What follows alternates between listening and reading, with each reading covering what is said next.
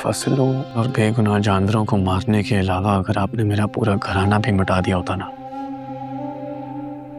तब भी ऐसे माफी ना मांगता। पर क्या करूं, इसकी एवज मुझे मेरी मोहब्बत मिल रही है।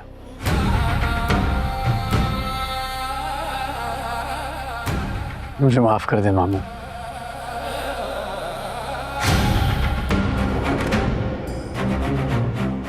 गलती हो गई मुझसे।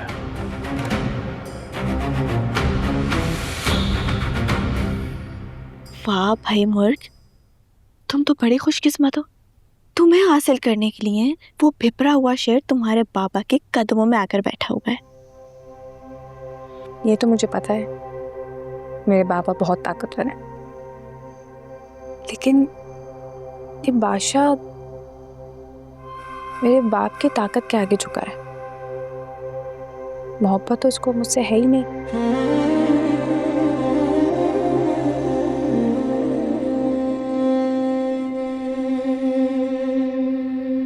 मैंने डॉक्टर गुलाम को आपका पैगाम और आपके दिए हुए पैसे पहुंचा दिए हैं। वो थोड़ी देर में सुंदरी बीबी के नंबर पर आपसे राब्ता करेंगे। ठीक है बुआ, मैं आपको थोड़ी देर में बताती हूँ कि आगे क्या करना है। जी, आप बिल्कुल बेफिक्र हो जाए। आप फिक्र नहीं करना।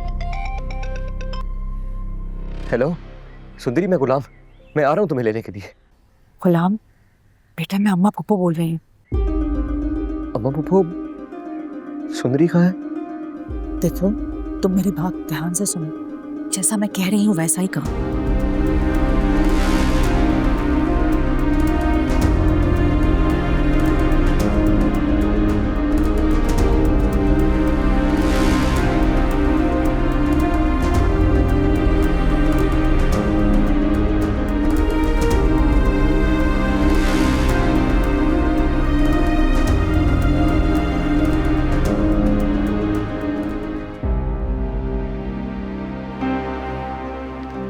मुझे बस निकाले यहाँ से, मेरा दम घुट रहा है, मैं यहाँ मर जाऊंगी।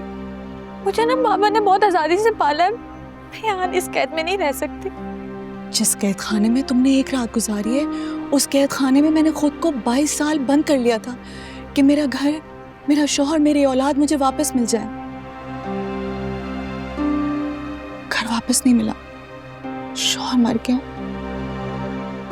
अब तुम ही मेरी कुल कायनात हो। तुम्हें सिर्फ पैदा किया है मैंने, पाला नहीं। अब मैं अपनी कायनात को उजड़ने नहीं दूंगी। मुझ पे भरोसा करो, अपने पापा की खातिर।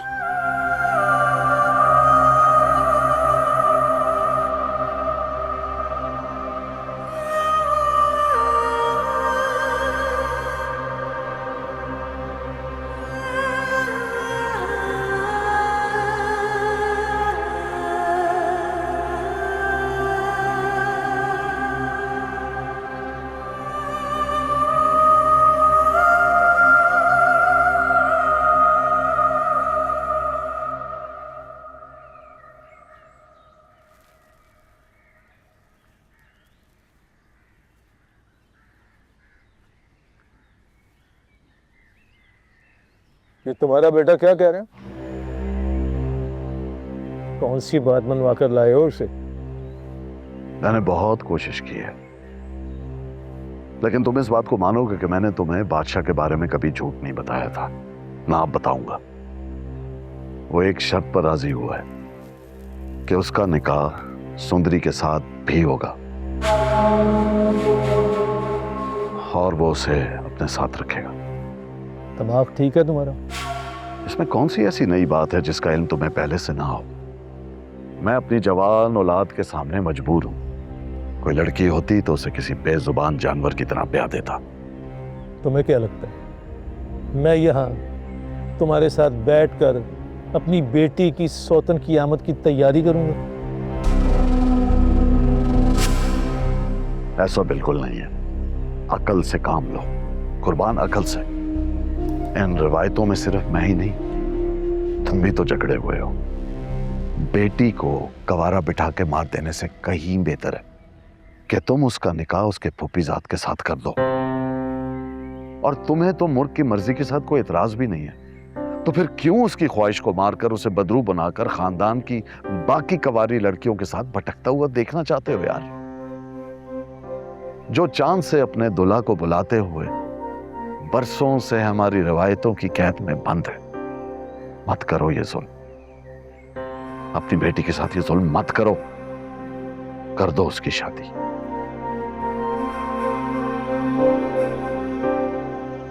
रहा सवाल सुंदरी का, उससे मेरा जो भी रिश्ता सही, लेकिन मैं तुम्हें वादा देता हूं कि मैं उसको कभी भी खानदान की बहू तस्लीम नहीं करूंगा। बादशाह का क्या है, मर्द जात है, आखिर किसी ना किसी दिन तो थक जाएगा, वो शहर में रहेगी।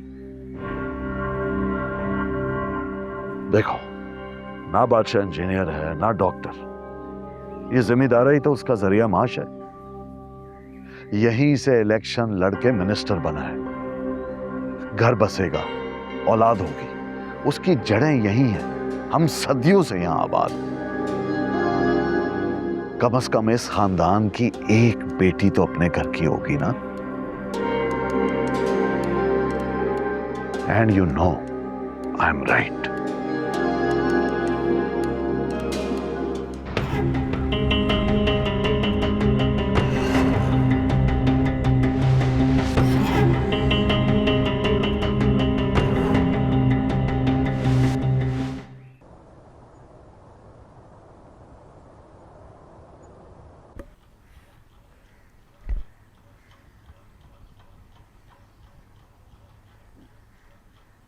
ये जेवर ये मेरी माँ ने मेरे लिए बनाए थे।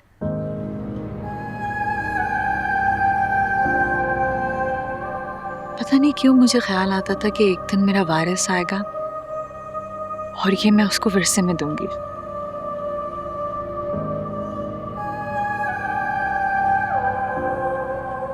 इनको मैंने कभी अपने तन से भी नहीं लगाया।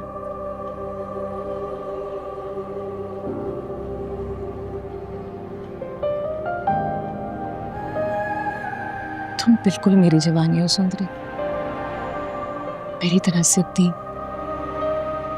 गुस्ताख, बागी।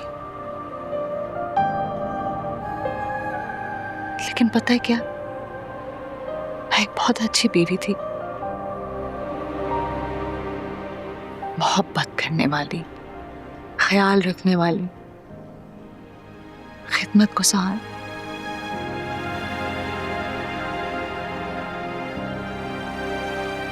तुम भी मेरी तरह की बीवी बनोगी?